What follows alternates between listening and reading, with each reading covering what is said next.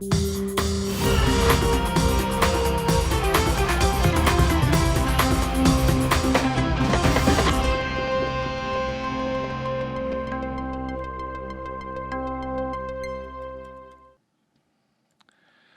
pessoal, bom dia para vocês, são 7h em ponto. Hoje é um dia muito importante para a história do Brasil. Hoje é dia 8 de janeiro de 2026 e nós estamos hoje comemorando, infelizmente, o terceiro aniversário da tentativa de golpe que Bolsonaro promoveu com o objetivo de permanecer no poder e golpear o Lula, que já estava há uma semana na presidência da República. E hoje aqui nós vamos fazer um pequeno balanço sobre o que representou para o Brasil o fato de que pela primeira vez a justiça condenou generais, condenou um ex-presidente e que condenou o grupo de golpistas a penas muito severas. Qual foi o legado que esse julgamento deixou para a nossa história? Será que esse fato inédito vai fazer com que no futuro os golpistas se acanhem e não tentem aquilo que tentaram ao final do governo Bolsonaro para permanecer no poder ao arrepio da vontade popular? Este ano é um ano muito importante, é um ano de eleições e o clima que está se formando no planeta traz uma grande preocupação para todo mundo, para o governo, para as pessoas que gostam da democracia, e há uma pressão internacional que faz com que a gente redobre os cuidados, porque nós temos na presidência dos Estados Unidos hoje uma pessoa que não tem o menor apreço pela democracia, E como a gente viu no passado, pelo menos, era um aliado de primeira hora dos bolsonaristas, que são a nova banda do fascismo que toca aqui no Brasil. Vamos falar um pouquinho sobre isso, mas nós temos hoje vários outros assuntos aqui na nossa edição, assuntos infelizmente muito tristes, Vou começar falando sobre o transtorno que o Trump provocou no planeta Terra, porque hoje não há uma pessoa que não esteja preocupada com o que vai acontecer no nosso futuro imediato. Ontem mesmo a minha neta, que é uma adolescente, está entrando agora na adolescência, me perguntou assim, mas vovô, nós vamos ter guerra? Eu não quero morrer. E foi com tristeza que eu respondi para ela que o mundo tem a sua dinâmica e que com certeza os conflitos vão ser superados.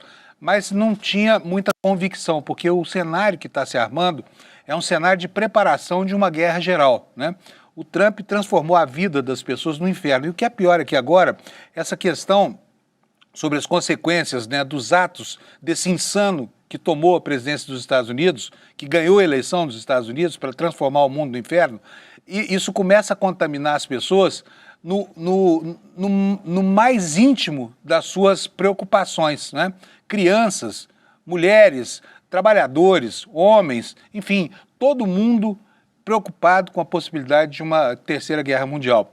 E ontem foi um dia muito simbólico da preparação desse clima, porque, primeiro, o Trump retirou os Estados Unidos de 66 entidades multilaterais. A metade delas são programas vinculados à ONU, Ou seja, ele está dizendo que acabou, na prática, o multilateralismo e está matando o sistema de representatividade desse regime que até hoje, mal ou bem, conseguiu manter o planeta em paz desde a Segunda Guerra Mundial. Nós vamos ter que discutir as consequências disso, o que vai acontecer em função disso, Nós tivemos ontem o desfecho de uma perseguição naval, de uma batalha naval que durou quase 20 dias. Os Estados Unidos apreenderam, próximo ao litoral da Islândia, um navio que era perseguido desde as águas do Caribe. Um navio que é considerado navio da frota paralela ou da frota fantasma, que estava carregada com óleo da Venezuela, que pertence à Rússia, navio esse que tinha uma bandeira russa. Foi uma perseguição atroz, Poderia virar até um filme de terror geopolítico lá em Hollywood, mas aconteceu, E, enquanto isso, lá dentro dos Estados Unidos, a Gestapo do Trump, porque é assim que os americanos chamam o ICE, o Departamento a Polícia de Imigração do Trump, matou uma americana, matou uma poeta em Minneapolis, A mesma cidade onde policiais há algum tempo mataram George Floyd, o que transformou os Estados Unidos numa pira armada de protestos antirraciais, uma vez que essas ações da polícia só se explicam mesmo pela volta do segregacionismo e do racismo, E aqui no Brasil isso tudo está gerando reflexos também. Nós tivemos ontem na Câmara o Lindenberg Farias, que é o líder do PT na Câmara, tomando uma providência que, em tempos normais, seria algo absolutamente impensável, que é representar contra parlamentares brasileiros que estão pedindo uma intervenção americana no Brasil, principalmente com relação ao governo Lula. Ontem o Lindbergh falou que isso representa uma espécie de continuidade do golpe, né? O ministro Alexandre de Moraes continua trabalhando. Ontem ele teve que aplicar um freio de arrumação no Conselho Federal de Medicina. O CFM é aquela entidade negacionista, né? Um dia foi um conselho respeitável, mas perdeu completamente a sua respeitabilidade na pandemia e virou uma espécie de quartel-general do bolsonarismo que veste branco, né? E o CFM tinha mandado instaurar uma sindicância para apurar eventuais falhas no acompanhamento médico da situação de Bolsonaro, que, aliás, não tem nada, tá? Segundo seus próprios médicos, só bateu a cabeça lá porque caiu da cama. E o Conselho Federal de Medicina ameaçou abrir uma sindicância para investigar a Polícia Federal. Aí o Xandão foi lá e falou, aqui não, tá? Esses são os destaques do dia de hoje. Então, um dia que começa com um noticiário bastante quente e, infelizmente, sem notícias boas, tá? Deixa eu chamar meu companheiro Alex aqui. Nós temos zero assunto de futebol hoje, né, Alex? Bom dia para você. Futebol Bom dia a todos. De férias. Bom dia, pessoal. Como vocês estão? Alex, quantos anos você tem? Eu tenho 26, vou fazer 27 esse ano. 26. Você é geração Z, portanto, né? Geração Z, né? Eu acho que não. Porque eu nasci em 99, a Z é de 2000 para cima, não é? Não sei. Vamos considerar que você é do contexto cultural da geração Z, tá? Bora. Eu queria saber o que esse 8 de janeiro representa para a sua geração. Sim. Então, Panuso, hoje faz 3 anos lá da invasão nos 3 poderes e marca também uma coisa que foi colocada à prova da democracia brasileira e que os culpados, os que estavam por trás ali do plano golpistas, estão presos e cumprindo a pena ali de 20 anos acima. Então, marca muito, tanto que as esquerdas voltaram para as ruas, tudo. Então, marca também a democracia que foi colocado em xeque e, felizmente, não conseguiram o plano colocar em prática aquilo tudo que eles queriam, que era ficar no poder, mesmo tendo resultados desfavoráveis nas ruas, que foi a direita, Panunzio. Agora, vamos da teoria para a prática, tá? Eu quero saber, lá na Zona Leste, onde você mora, como é que a banda toca? O que as pessoas pensam sobre o 8 de janeiro? Como é que elas veem isso que passou? Seus amigos, os colegas lá da torcida do Palmeiras? Sim, então, Panuso, lá na Zona Leste eu não vejo muita política lá, onde eu moro, querendo ou não. Lá é mais como eu moro na periferia, na cidade de Tiradentes, lá é mais o pessoal periférico e tudo, e lá eu não vejo muita política dentro ali da comunidade, mas meus amigos ali da faculdade e tudo vê da mesma forma que a democracia foi colocada em xeque e tudo isso que a gente vivenciou foi um marco importante para nossa geração e as próximas verificarem e ver a importância que é a política no mundo atual e sempre tentar se aprimorar, se aperfeiçoar, estudar, porque, querendo ou não, essa história vai estar nos livros e nossos filhos, netos, todo mundo vai saber o que aconteceu naquele dia 8 de janeiro de 2023, Panuso, perdão. Muito bom. Tá ótimo, Alex. Vamos Muito nessa. obrigado para você, viu? Obrigado. Bom, hoje esse tema é um tema central aqui no programa, por isso a gente vai abrir com isso aqui, mas eu antes vou dar a meteorologia para você, para a gente saber como é que está o clima no Brasil. As zonas de chuva intensa, como você pode ver aí no mapa do INMET, estão diminuindo, hoje elas estão praticamente aí nessa região do leste do Pará, né, na divisa com o Maranhão e com o norte do Tocantins, só aí que tem um alerta aqui de chuva severa. Aliás, como é uma região pequena e um único alerta, tem outro no sul, né? Vamos ver o que vai acontecer lá. É chuva entre 30 e 60 milímetros por hora, ou 60 litros por metro quadrado de área, né? Ventos de até 100 km por hora, com risco de corte de energia, queda de galho, nessa região aqui, que vocês estão vendo no norte do país, né?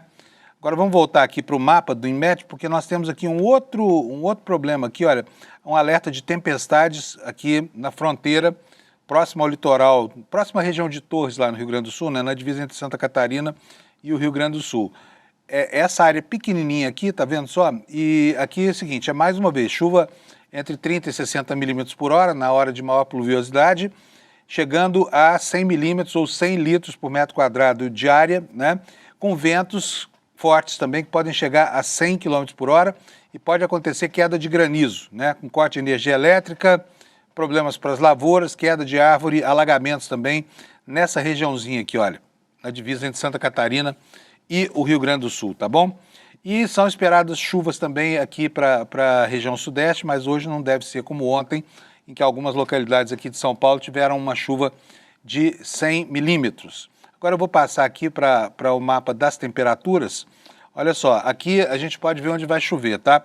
Em todos os estados da região sul, em São Paulo, na região do litoral, no sul de Minas, na área da Mantiqueira, e no litoral do Espírito Santo até Pernambuco, tá? São as áreas de chuva, fora essa mancha verde maior aqui no norte do país. Então vamos para as temperaturas agora. Porto Alegre vai ter um dia bem quente, mas a temperatura em relação a ontem será menor. Ontem a previsão era de 36 nas horas mais quentes, hoje é de 30 graus. Em Florianópolis, nuvens, chove, temperatura máxima também de 30 graus, portanto, além da chuva, dia bom para a praia. Para quem pode, não precisa pagar os boletos, está com a vida ganha, né? Em Curitiba, 31 graus Celsius de temperatura. O pessoal lá está sofrendo bastante, hein? Tiveram 17, uma madrugada fresquinha, mas o dia vai ser um inferno por lá. Tá? Pancadas de chuva isoladas. Aqui em São Paulo, também previsão de pancada de chuva isolada, calorão, 29 graus.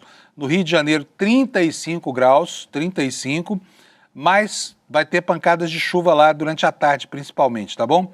E no Espírito Santo, também 30 graus, nuvens no céu, mas não tem previsão de chuva.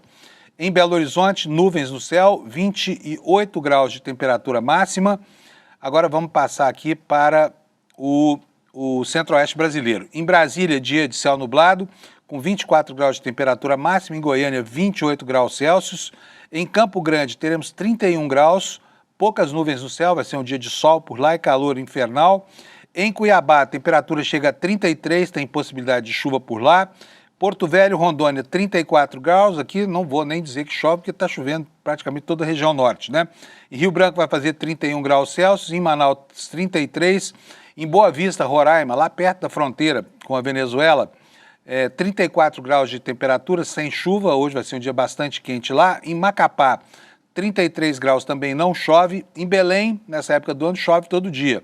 E hoje a temperatura chega a 34 graus. E agora no Tocantins, em Palmas, nós teremos 32 graus Celsius de máxima, possibilidade de chuva isolada. Agora vamos para os estados do Nordeste. São Luís do Maranhão vai ter 32 graus, nuvens no céu, muitas nuvens, mas sem previsão de chuva. Em Teresina, a temperatura chega a 35 graus, quer dizer, vai empatar com o Rio de Janeiro aqui, Teresina, que é o calor inclemente. Em Fortaleza, muitas nuvens no céu, 31 graus de temperatura. Em Natal, também muitas nuvens, previsão de máxima de 31 graus. Deixa eu aumentar aqui o mapa para a gente mostrar João Pessoa. João Pessoa também vai ter possibilidade de chuva isolada com 30 graus de temperatura. A mesma previsão para o Recife, onde já está chovendo agora. Em Maceió, teremos 32 graus, também possibilidade de chuva isolada. Aracaju terá 29 graus Celsius de temperatura máxima e Salvador, nuvens no céu, pancadas de chuva. Essa é a previsão para o dia de hoje em todo o Brasil. Bom, hoje está programada, gente, uma série de atos para lembrar a loucura da aventura, da empreitada golpista, né, que o Bolsonaro chefiou e que levou o Brasil, pela primeira vez na sua história, a botar na cadeia gente importante, gente cuja importância, inclusive, é medida pela capacidade de desrespeitar as instituições brasileiras, que foi o que aconteceu no comecinho deste governo do Lula, né, e que culminou com aquele movimento de malucos na Praça dos Três Poderes, destruindo as sedes dos poderes. Qual é a consequência disso para o futuro do Brasil? O que representa o fato de, pela primeira vez, nós termos visto generais e um ex-presidente que também é militar, né, todos golpistas, sentados no banco dos réus, e muitos deles já respondendo por aquilo que fizeram, né? Já encarcerados, cumprindo penas muito longas. Mas será que isso é capaz de refrear o ânimo golpista? A gente tem visto articulações terríveis acontecendo, inclusive no Congresso Nacional, o que gerou consequências já no dia de ontem, e tem se repetido ao longo dos dias, de gente que ainda acha que o Brasil é um país cuja democracia é frágil a ponto de admitir a perspectiva de golpes. Agora, o que se clama é por uma intervenção americana. Por quê? Porque essa gente que enfim, não tem nenhum compromisso com a democracia, não se conforma de não ter a maioria nas urnas, né? Então, o ano eleitoral já começa marcado por esse momento de refletir sobre as consequências. Eu conversei com dois juristas muito importantes do Brasil para saber o que representa exatamente esse momento de inflexão da nossa história e que nós conseguimos punir os golpistas. Será que isso deixou uma marca para o futuro? Será que os próximos aventureiros, os bolsonaristas, os fascistas em geral, que querem destruir a nossa democracia, ainda vão ter coragem, diante da cadeia brava que foi aplicada a quem tentou golpear as instituições? Será que eles terão coragem de, outra vez, partir para uma empreitada como essas? Eu vou mostrar para vocês o que pensam o Lênio Streck e o Pedro Serrano. São dois juristas extremamente importantes que você conhece, começando pelo professor Lênio Streck. Segundo ele, o futuro é uma incógnita. Vamos ver o que disse o Lênio Streck.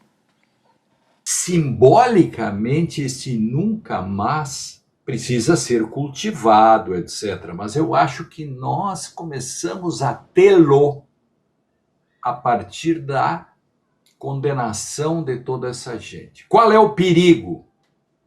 O perigo era a resistência dos derrotados e etc. Vejam, se nós aceitarmos esta anistia 1.0, né, que é esse projeto de diminuição das penas, etc., nós estaremos dando um passo atrás. Alguém diria, sim, mas diminui de 27 para 22 a pena do Bolsonaro. Não importa, se diminuísse um dia, o que vale é o simbólico. Toda a sociedade perderá, porque aqui o mais vale é a questão simbólica, o recuo.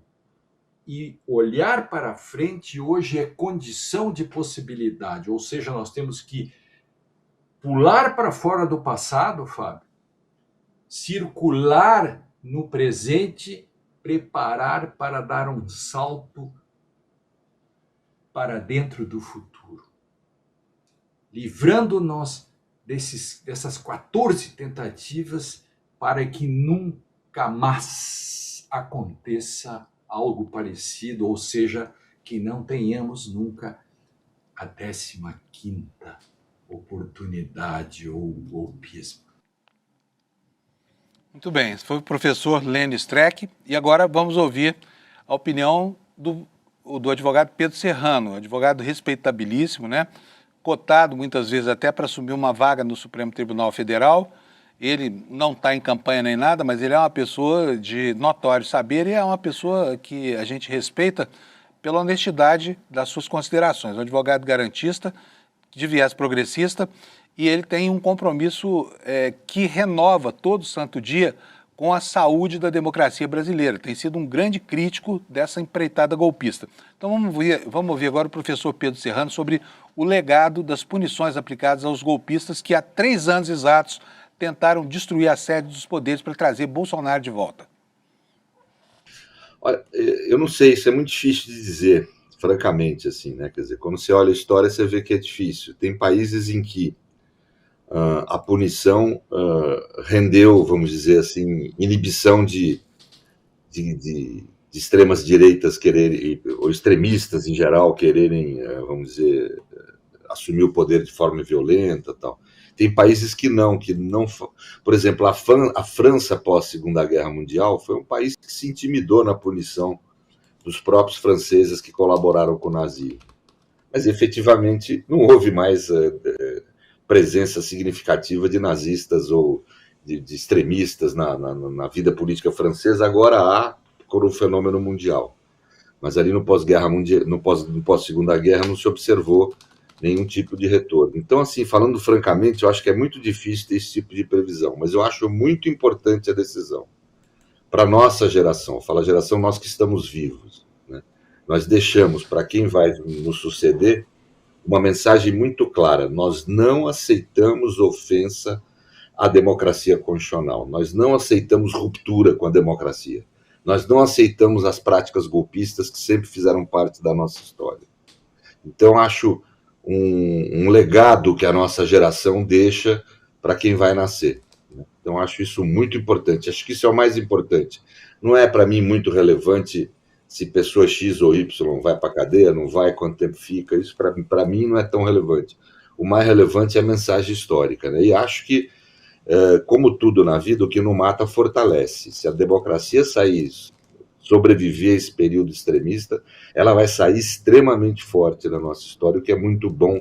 É uma democracia que está nascendo, tem apenas 30 e poucos anos de existência, desde 88 praticamente.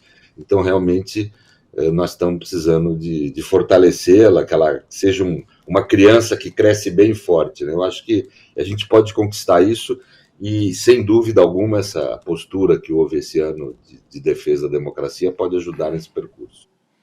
Ou seja, né, o nosso futuro ainda não está escrito, vai depender do que vai acontecer daqui para frente, mas pelo menos nós temos uma marca na história, um momento de inflexão em que o Brasil rompeu a sua tradição de proteger golpistas e colocou os golpistas no banco dos réus, né? Eu me lembro que 2 anos atrás, quando foi lançado o filme 1985, né, comemorando aqui os 40 anos, o 40º aniversário da democracia argentina, o 40º aniversário da punição aplicada aos golpistas na Argentina, a gente morria de inveja aqui, porque o nosso vizinho, né, de instituições tão frágeis e tão problemático, conseguiu fazer isso 4 décadas antes do Brasil, né? E nós chegamos atrasados, mas finalmente chegamos nesse patamar de civilização que nos permite botar na cadeia quem atenta contra a democracia. E agora eu vou apresentar para vocês aqui a agenda dos atos que vão acontecer hoje aqui em Brasília. São atos pequenos e que estão sendo abertamente sabotados por gente como, por exemplo, os presidentes da Câmara e do Senado, que não vão participar porque estão de mal do presidente da República, né? E já não participaram do ano passado. Aliás, o Rodrigo Pacheco participou, mas os presidentes da Câmara não têm, há uma tradição ali de não participação, até porque o grupo deles também não preza muito pela democracia, né? Olha, eu vou mostrar para vocês aqui na minha tela, deixa eu colocar em tela cheia aqui para vocês verem aqui uma matéria do G1 falando sobre os atos de hoje. Eu vou aproveitar isso aqui, já que o G1 facilitou a minha vida, para dizer para vocês o que vai ter hoje. O presidente Lula vai promover uma cerimônia em referência aos atos antidemocráticos lá no Palácio do Planalto, né? O evento vai acontecer no Salão Nobre do Palácio do Planalto e ainda vai haver uma atividade externa lá, que vai ter a presença de parlamentares do Congresso e também da sociedade civil. Realizado anualmente pelo governo Lula, né? Essa cerimônia tem o objetivo de reforçar os valores democráticos após o episódio que ficou marcado na história. Patati patatá, isso aqui você já sabe tudo. E vai haver também um telão lá do lado de fora do Palácio do Planalto para que quem quiser comparecer à Praça dos Três Poderes possa assistir e acompanhar tudo que está acontecendo lá dentro do Palácio do Planalto. Tem também uma programação do Supremo, como você está vendo aí na sua tela. O Supremo promove uma programação aberta ao público para mostrar, né, o que foi a destruição parcial do prédio e para marcar a necessidade, né, de reforçar os nossos laços com a democracia, né? Essas atividades começam às 2h30 da tarde. Lá vai haver uma exposição que se chama 8 de Janeiro, Mãos da Reconstrução, no átrio do Espaço do Servidor. E às 3 horas da tarde vai ser exibido lá um documentário que se chama Democracia Inabalada, Mãos da Reconstrução. Na sequência está prevista uma roda de conversa com jornalistas que cobriram os ataques e que vão relatar o que presenciaram naquele dia, no 8 de setembro, há exatos 3 anos. Isso vai acontecer às 17 horas, tá? Movimentos sociais, partidos de esquerda, entidades ligadas ao PT, convocaram manifestações em defesa da democracia para esta quinta. Em Brasília, a concentração está marcada para daqui a pouco, às 8 horas da manhã, lá em frente ao Palácio do Planalto, onde vai acontecer essa solenidade lá, presidida pelo Lula, né? E no Congresso não há previsão de cerimônias ou eventos oficiais relacionados ao 8 de janeiro, nem no prédio da Câmara dos Deputados, no Senado Federal. Essa iniciativa do Supremo Tribunal Federal de mostrar a destruição é absolutamente louvável, porque pelo menos quem estiver em Brasília e tiver contato, né, com os resquícios daquilo que foi o 8 de janeiro, imediatamente vai entender a importância de repudiar aquilo que aconteceu 3 anos atrás. Eu me lembro que lá em Nova York é uma cidade de muitos museus, mas um dos que mais me impressionaram lá é o Museu do 11 de janeiro. E ele foi construído basicamente com material retorcido dos prédios das Torres Gêmeas que foram que foram destruídas pelos atentados terroristas lá em 2011, né? Então, o Brasil precisava de uma marca como essa, sabe?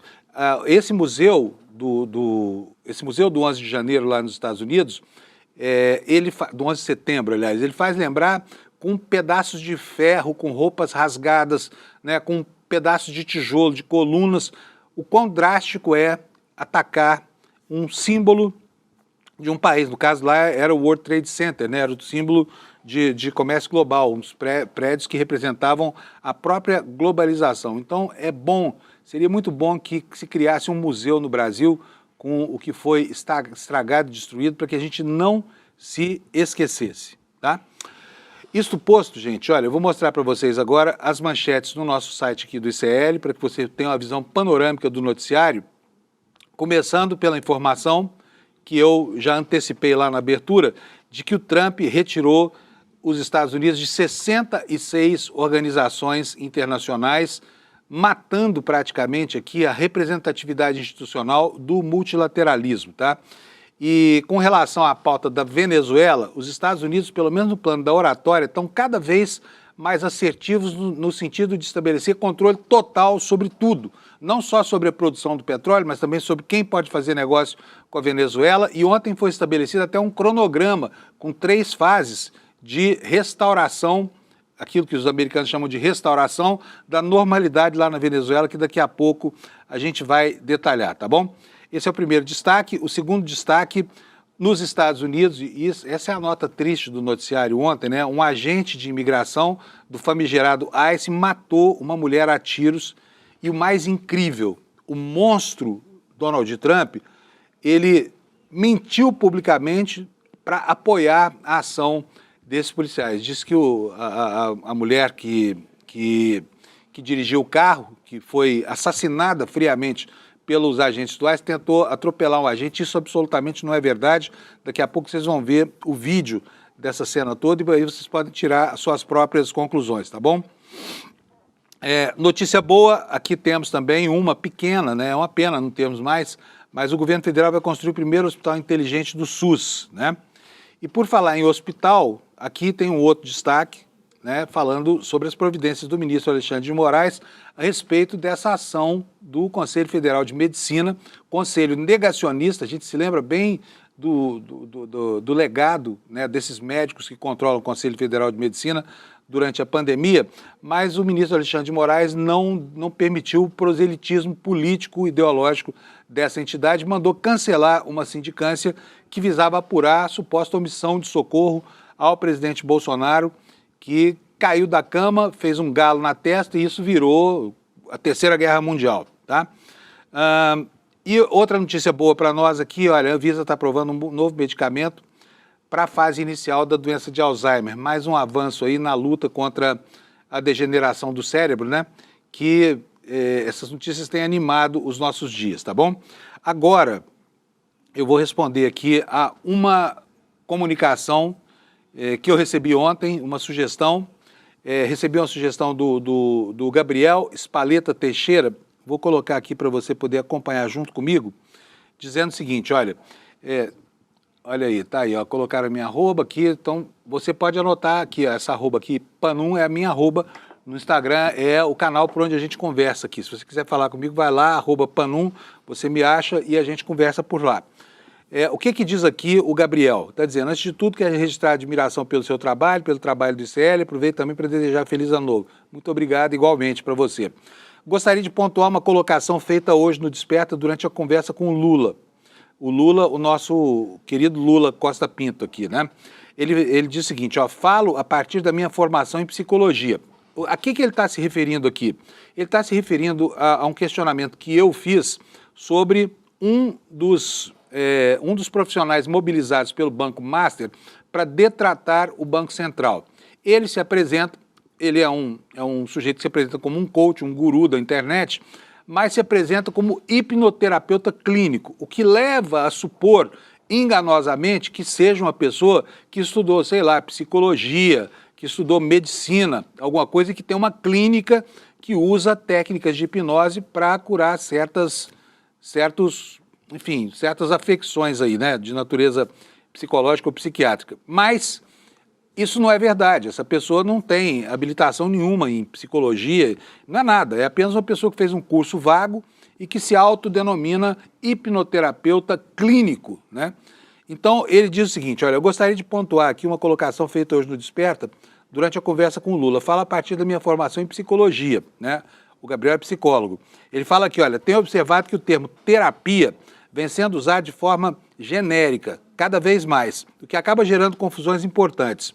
Psicólogos clínicos não realizam terapia de forma ampla, realizam psicoterapia, que é uma prática técnica regulamentada com base científica e com ética própria. Quando o termo terapia é utilizado sem esse cuidado, especialmente em espaços de grande alcance, abre-se espaço para que as pessoas sem formação adequada se autodenominem terapeutas, o que banaliza o cuidado com a saúde mental e pode gerar riscos reais para quem busca atendimento. Por isso, considero importante reforçar o uso do termo psicoterapia, tanto por psicólogos quanto na comunicação pública, como forma de preservar a prática profissional e proteger os pacientes. Quero agradecer aqui o Gabriel Teixeira pela observação que ele faz, uma observação muito pertinente. Afinal de contas, né, de pseudociência e crendice, a gente não precisa mais. Já basta o que temos por aí, né, os desafios todos, inclusive dessa hiperreligiosidade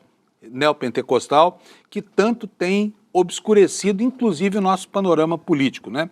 E ontem, a utilização de entidades que são entidades representativas, né, das áreas em que a ciência impera, aprontaram de novo. Eu estou falando aqui do CFM, do Conselho Federal de Medicina.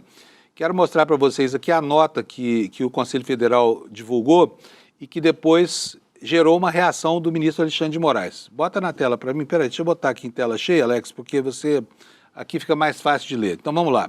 O que diz aqui? Olha, o Conselho Federal de Medicina, essa nota do CFM, tá?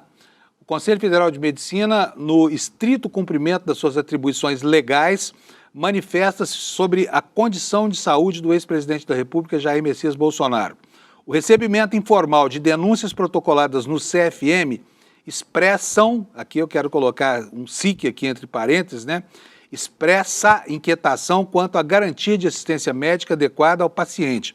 Além disso, declarações públicas de relatos sobre intercorrências clínicas causam extrema preocupação à sociedade brasileira. O que é isso aqui? O CFM mandou abrir uma sindicância para investigar a Polícia Federal, né? Só que o ministro Alexandre de Moraes considerou isso uma afronta dessa entidade, uma entidade matizada, né, por tudo que fez no passado, porque contribuiu inclusive com a morte de milhares de pessoas quando conestou tratamentos que são off-label, tratamentos que não têm nenhuma comprovação científica, né? E aí o ministro Alexandre de Moraes baixou ontem lá uma decisão, que você vai ver na sua tela aí, olha, é essa aí. Ele instaurou lá um procedimento e que diz o seguinte, olha, conforme noticiado na imprensa em 7/1/2026, portanto ontem, o Conselho Federal de Medicina determinou ao Conselho Regional de Medicina do Distrito Federal a instauração imediata de sindicância sobre o atendimento médico a Jair Bolsonaro. E aí, na própria peça, o ministro reproduz aqui a comunicação do Conselho. Diz o seguinte, o Conselho Federal de Medicina determinou ao Conselho Regional de Medicina, nesta quinta-feira 7, instauração imediata de sindicância para apurar a denúncia relacionada às condições de atendimento médico prestado ao ex-presidente Bolsonaro. Segundo o Conselho, as manifestações recebidas expressam preocupações quanto à garantia de assistência adequada. Em nota, o CFM afirmou que o estado de saúde do ex-presidente demanda a adoção de um protocolo de monitoramento contínuo imediato, com acompanhamento médico multidisciplinar. Aí o Alexandre de Moraes enxergou nisso aqui, né, uma inadequação, tanto da parte, digamos assim, da competência legal do Conselho Federal de Medicina, quanto da própria argumentação mesmo, que está, como se percebe aqui, eivada, matizada pelas mesmas questões de sempre, ou seja, por uma ação ideológica de um conselho que deveria se dar ao respeito, mas efetivamente não se dá ao respeito. E aí o Xandão baixou a sua pena pesada aqui e disse o seguinte, bota na tela para nós, olha aí, ó.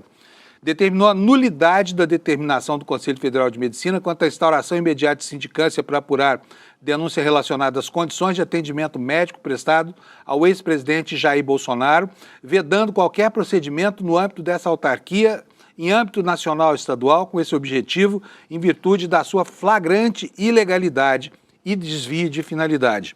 E aí tomou mais 2 determinações, que estão aí na sequência. A primeira delas, mandou ouvir o presidente do Conselho Federal de Medicina pela Polícia Federal no prazo de 10 dias, para que explique a conduta ilegal do CFM e para que se apure eventual responsabilidade criminal. E número 2, que o diretor do Hospital DF Star do Distrito Federal encaminhe à Suprema Corte os exames médicos e os laudos referentes aos exames realizados por Jair Messias Bolsonaro na data de ontem, né, no prazo de 24 horas. Isso aqui ainda vai acontecer. Mas ontem mesmo, na saída do hospital, os médicos do Bolsonaro concederam uma longa entrevista coletiva, de onde se extrai o seguinte: Bolsonaro não tem nada, tá? Ele bateu a cabeça, né? Não se sabe se caiu da cama, se levantou, ficou tonto, não se sabe o que provocou, mas não tem concussão craniana, concussão cerebral, não tem traumatismo craniano, não tem nada. Foi um galo, só isso, né? E os bolsonaristas aí estão fazendo mais uma vez um drama infindável sobre isso. Agora, o mais curioso de tudo que aconteceu ontem foi que a primeira-dama, ex-primeira-dama, Michele Bolsonaro, encerrou a entrevista dizendo que estava indo para casa para fazer o jantar de Bolsonaro, esposa dedicada a ela, né? Eu não sabia, inclusive, que a primeira-dama cozinhava para o seu maridinho, o Jair Bolsonaro, né? Então é isso, fica aqui o registro disso que o ministro Alexandre de Moraes fez ao longo do dia de ontem, tá? Vamos seguir aqui com o nosso noticiário agora. Eu quero falar um pouco sobre o que está acontecendo lá nos Estados Unidos, né? E nós temos hoje aqui no nosso site uma matéria do Jamil Chad trazendo para a gente a informação.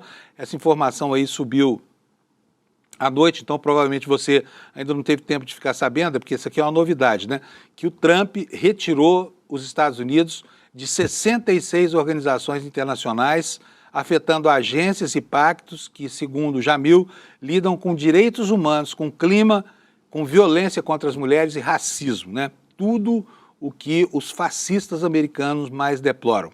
E o Jamil nos conta o seguinte: olha, o governo Trump anunciou a retirada dos Estados Unidos de 66 organismos internacionais, incluindo 31 agências da ONU que lidam com combate ao racismo, a violência contra a mulher, com os problemas climáticos, direitos humanos e também democracia. Temas que perderam completamente a importância para esse novo Führer do planeta, né?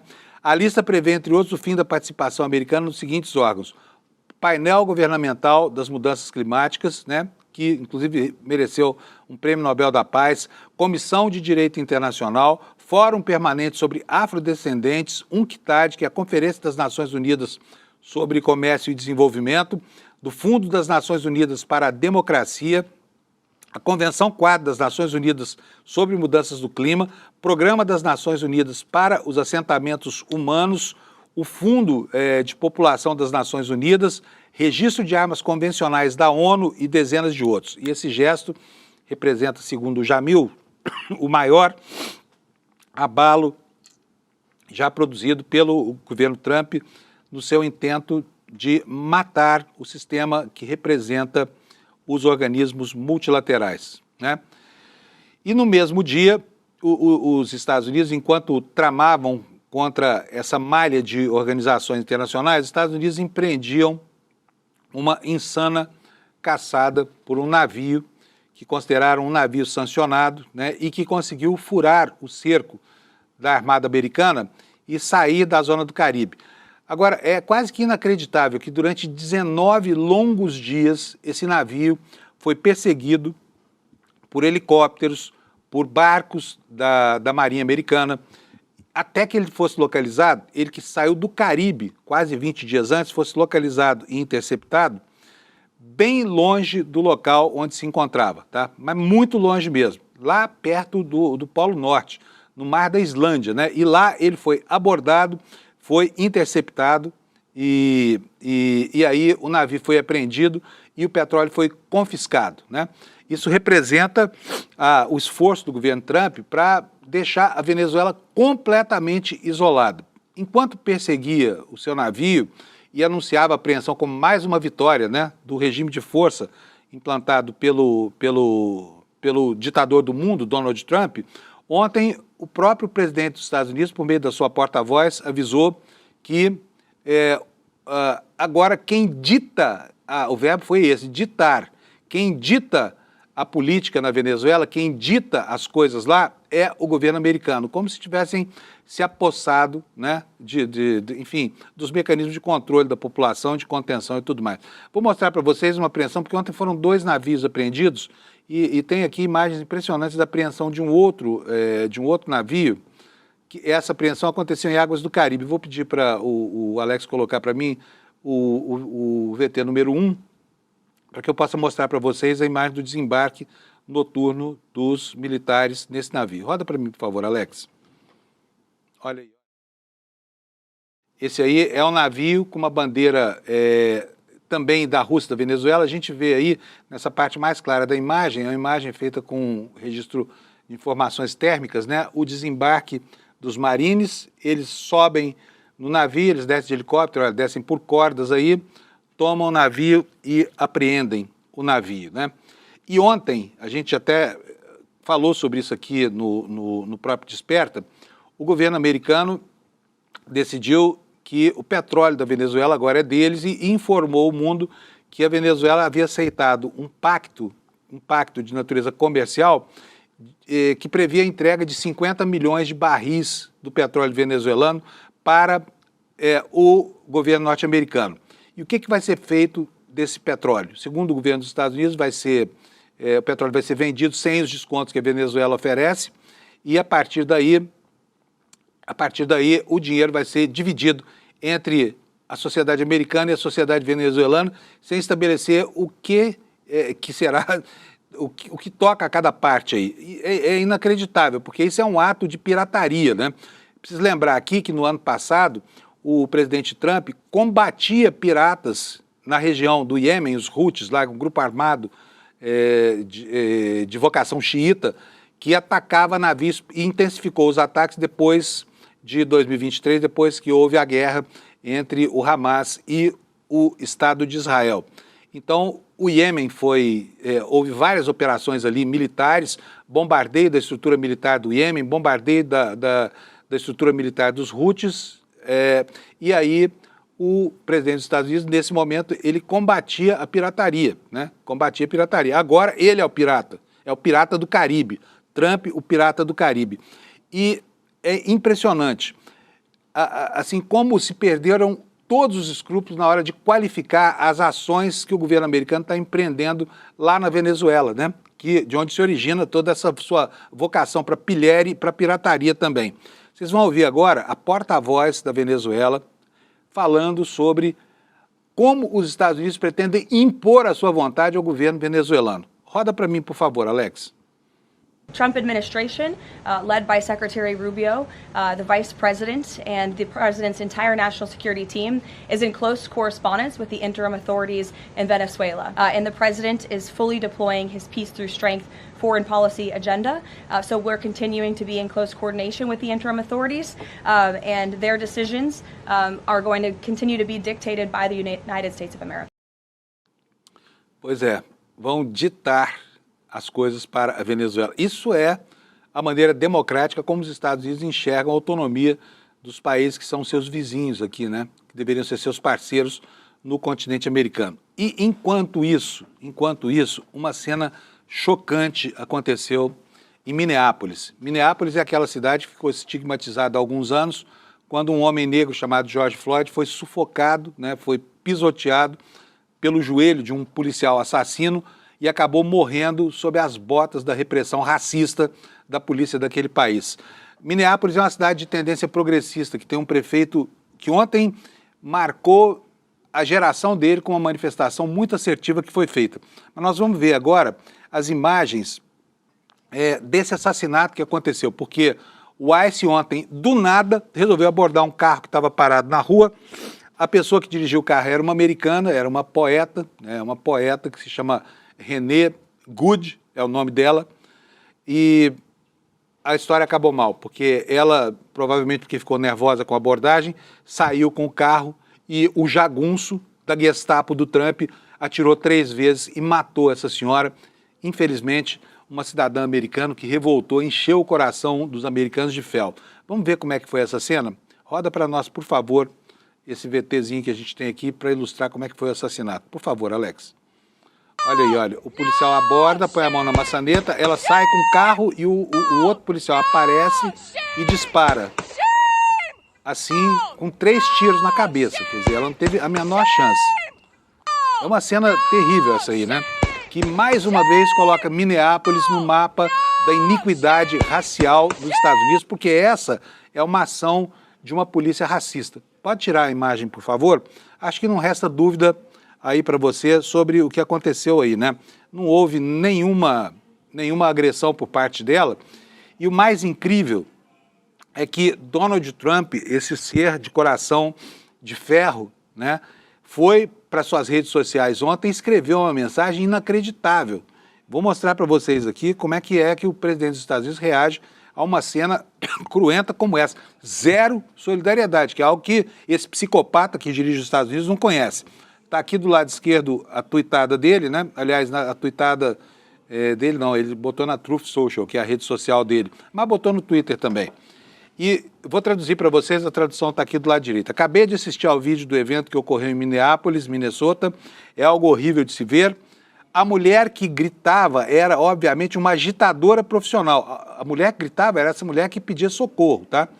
E a mulher que dirigia o carro estava muito desordeira, obstruindo e resistindo. Então, de forma violenta, intencional e cruel, ela atropelou o agente do ICE, que parece ter atirado em legítima defesa.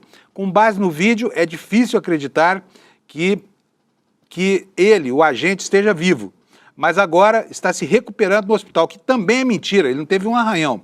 A situação está sendo analisada em sua totalidade, mas a razão pela qual esses incidentes estão acontecendo é porque a esquerda radical está ameaçando, agredindo e atacando os nossos policiais e agentes do ICE diariamente. Eles estão apenas tentando fazer o seu trabalho de tornar a América segura. Precisamos apoiar e proteger os nossos agentes da lei contra esse movimento de violência e ódio da esquerda radical. Olha, é de uma crueldade essa comunicação aqui e revela mesmo essa mente psicopata por trás das atitudes do presidente dos Estados Unidos, porque não é possível que ele tenha enxergado nessa cena qualquer agressão da mulher. Ela apenas tentou sair e, olha, o ICE nada poderia contra ela porque era uma cidadã americana, né? Era uma cidadã americana. Essa é a grande idiosincrasia dessa história. Só para que não reste dúvida, eu vou pedir para o Alex e para o Anderson colocarem de novo para a gente o vídeo, né, desse assassinato brutal, tá? Bota para a gente, por favor. Anderson, vamos ver de novo a cena. Aonde é que houve aí tentativa de atropelamento?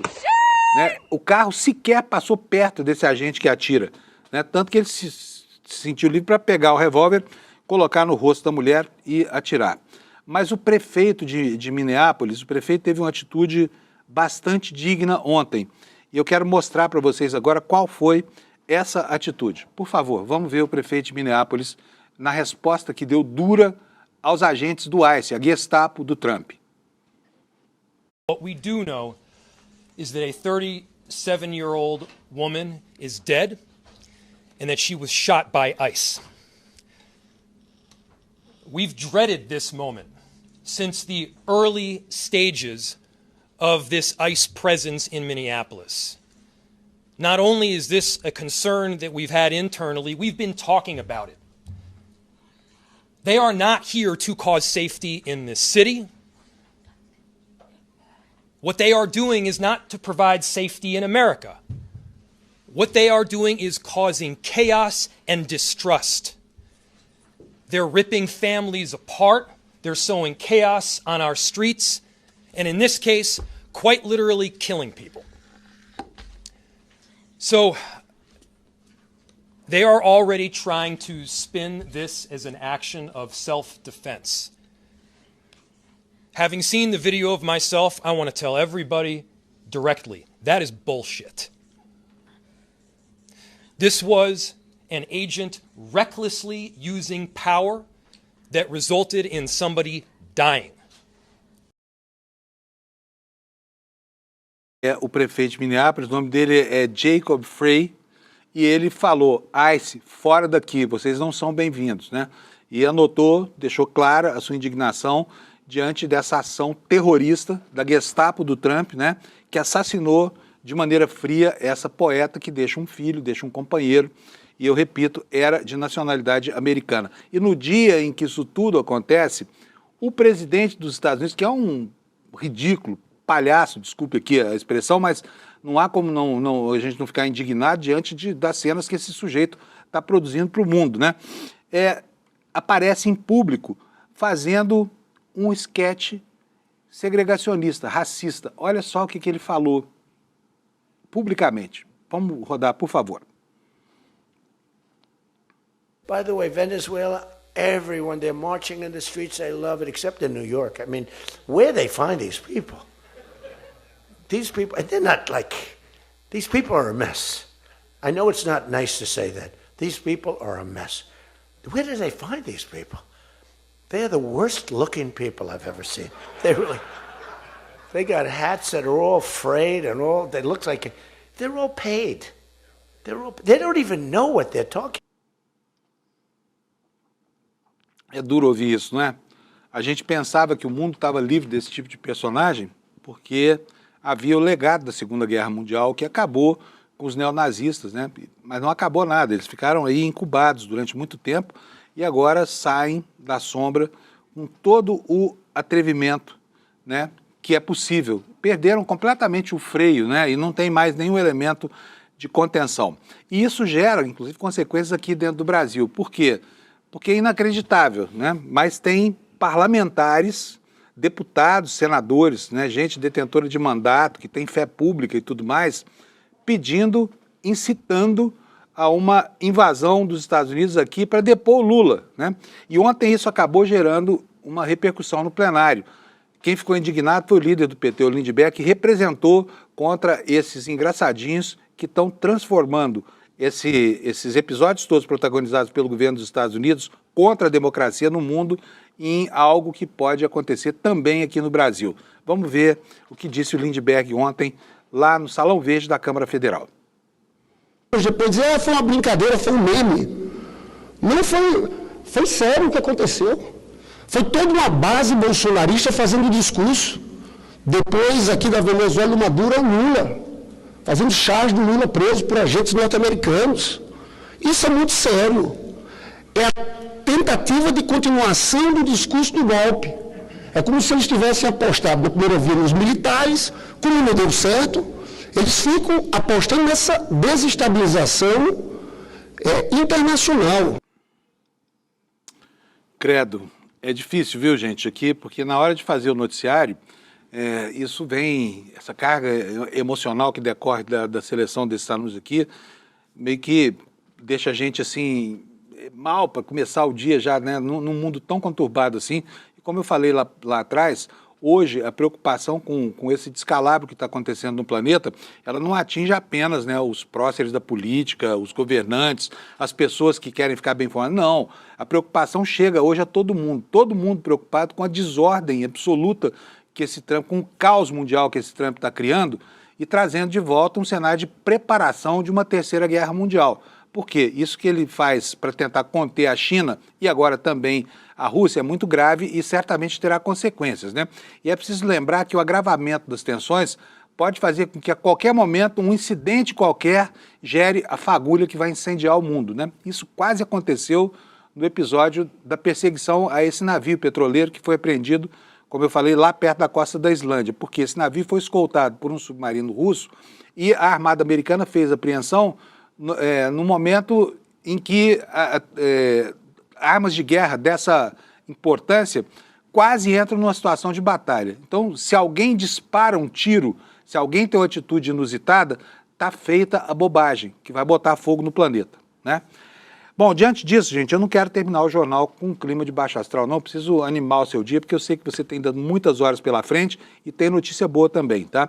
Eu quero mostrar para vocês aqui uma notícia que está no nosso site, sobre a aprovação pela Anvisa de um medicamento para ser aplicado na fase inicial do Alzheimer. A notícia é boa, a notícia que está na Folha Press, espelhada aqui no site do ICL Notícias. A Anvisa aprovou um medicamento indicado para o tratamento da doença de Alzheimer em estado inicial e pacientes com comprometimento cognitivo ainda leve.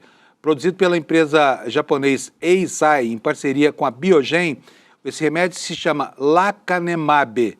É vendido como Leqembi, acho que é isso.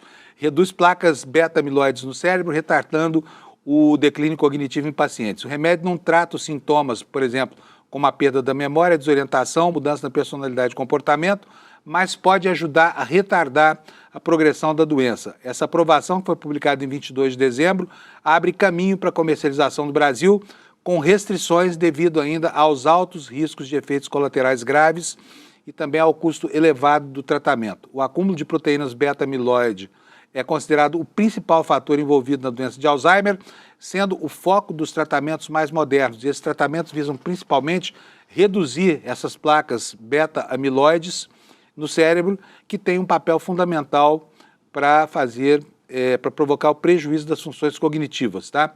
E é assim que o remédio funciona. Ele combate o Alzheimer atacando essas placas amiloides, o que impacta na progressão da doença, ou seja, o avanço é mais moderado.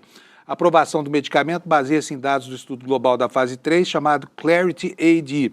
A pesquisa envolveu 1.795 pessoas com doença de Alzheimer em estágio inicial, que apresentavam placas beta-amiloides no cérebro e receberam o remédio ou um placebo, né, num grupo de controle. Após 18 meses de tratamento, pacientes que tomaram a medicação apresentaram um declínio menor tendência à demência do que aqueles que receberam o placebo. Portanto, é uma ótima notícia aqui. O Alzheimer é uma doença estigmatizante e o aumento da expectativa de vida no planeta acaba fazendo com que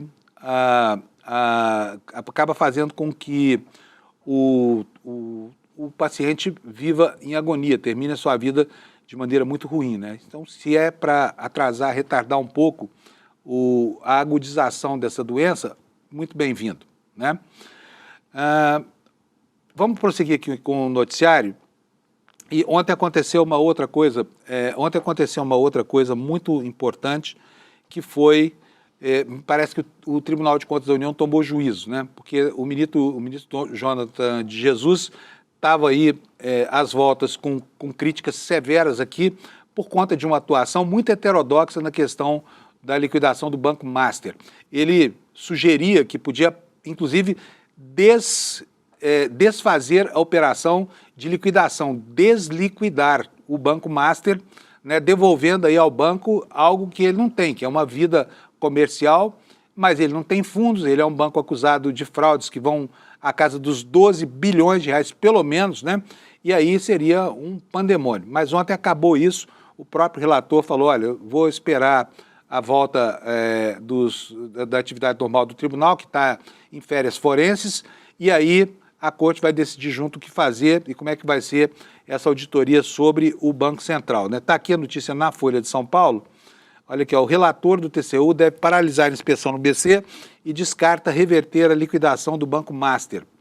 O que nos diz a notícia? O ministro do TCU, Tribunal de Contas da União, Jonathan de Jesus, deverá suspender a inspeção in loco do Banco Central para apurar a conduta no caso Master. O ministro disse a colegas da corte que descarta qualquer decisão para reverter a liquidação do Banco Master. A possibilidade de anulação dessa decisão vem provocando tensão no mercado financeiro, no Banco Central e no próprio tribunal. Ao aceitar o recurso e suspender a inspeção, Jonathan leva o caso ao plenário do Tribunal de Contas da União, repondo aqui o que parece ser algo de bom senso. Ainda na área dos órgãos reguladores, nós tivemos ontem a indicação pelo presidente Lula de dois diretores da CVM, inclusive o presidente, que se chama Otto Lobo. A indicação foi muito mal recebida, porque o mercado esperava alguém de perfil de natureza técnica,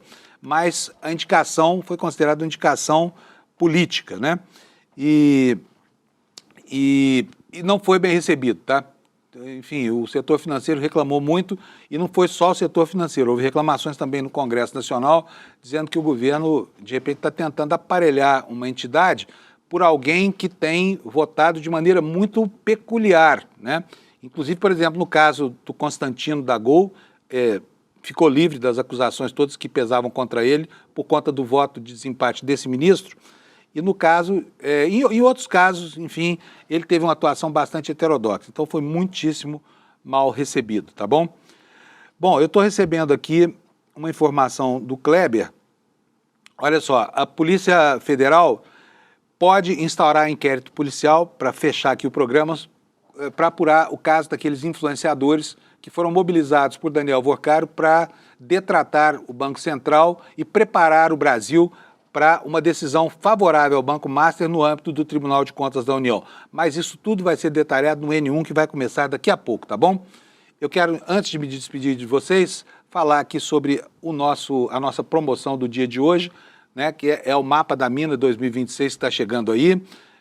O Eduardo Moreira é um craque nas previsões, é impressionante como ele acerta, inclusive acerta contra as previsões do mercado, que todo ano são uma temeridade, né? Os bancos, com seus departamentos de auditoria, de consultoria, fazem previsões que no começo do ano são arrasadoras, só que chega no fim do ano, mudou tudo, e no Mapa da Mina, que todo ano o Eduardo Moreira faz, as previsões são depois cotizadas com o que aconteceu, e sempre ele acerta muito mais do que esses analistas de mercado. Então, o Mapa da Mina de 2026 vem aí, você já pode garantir a sua vaga, tá bom? Como é que garante a sua vaga? Como é que é? Deixa eu pedir tá aí, ó, despertaicl.com.br, tá? Você pode clicar aqui, digitar aí, despertaicl.com.br, você vai ser levado para a página em que você vai fazer a sua inscrição para essa aula gratuita que o Eduardo vai dar, fazendo as previsões para esse ano de 2026, tá bom?